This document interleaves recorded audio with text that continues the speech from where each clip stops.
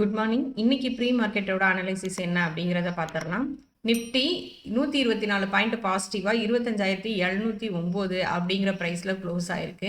தீபாவளியோட rally start ஆயிருச்சு அப்படின்னே சொல்லலாம். இன்னைக்கு நம்ம மார்க்கெட் எப்படி இருக்க போகுது அப்படின்றத கிஃப்ட் நிஃப்டி 234 பாயிண்ட் பாசிட்டிவா ட்ரேட் ஆயிட்டு இருக்கு. அது நம்ம மார்க்கெட்ல எப்படி ரெஃப்ளெக்ட் ஆக போகுது அப்படின்றத பார்ப்போம். நம்ம மார்க்கெட்ல ஒரு ஹியூஜ் கேப் அப் ஓப்பன் ஆகுறதுக்கான பாசிபிலிட்டிஸ் அதிகமா இருக்கு.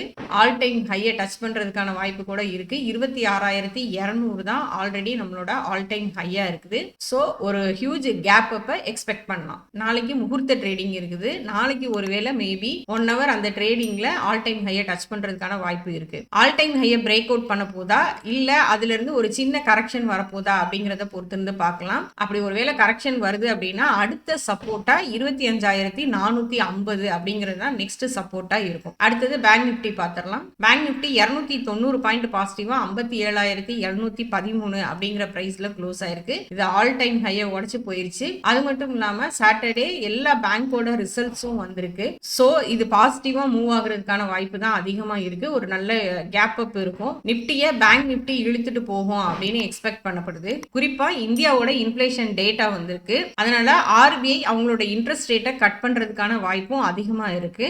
சோ பேங்க் நிஃப்டி அப்படிங்கிறது ஒரு நல்ல ரேலியை கொடுக்கும் அப்படின்னு தான் எக்ஸ்பெக்ட் பண்றேன். அது மட்டும் இல்லாம தீபாவளி ரேலி அப்படிங்கிறதுனால நீங்க அப்சைட்லயே ஃபோக்கஸ் பண்ணுங்க. இன்ஸ்டிடியூஷன்ஸோட டேட்டா எப்படி இருக்கு அப்படின்றத பார்த்துட்டு வந்துடலாம். ஃப்ரைடே எஃப்ஐஎஸ் 308 கோடிக்கு பை பண்ணியிருக்காங்க.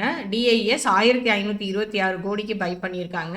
எஃப்ஐஐ இப்பதான் அவங்களோட பையிங்க ஸ்டார்ட் பண்ணியிருக்காங்க. அதுவே ஒரு மிகப்பெரிய ரேலியை கொடுத்துருக்கு. அவங்க விகரஸா பை பண்ண ஆரம்பிச்சிட்டாங்க அப்படின்னா இன்னும் மார்க்கெட் வந்து மேலே போறதுக்கான வாய்ப்பு அதிகமா இருக்கு. இன்னைக்கு இன்ஸ்டிடியூஷனோட ஆக்டிவிட்டி எப்படி இருக்க போகுது மார்க்கெட்ல அப்படிங்கிறத பார்ப்போம். அனைவருக்கும் பீக்ரோ கன்சல்டன்சியின் இனிய தீபாவளி நல்வாழ்த்துக்கள். நம்மளோட லைவுக்கு மறக்காம வந்துருங்க.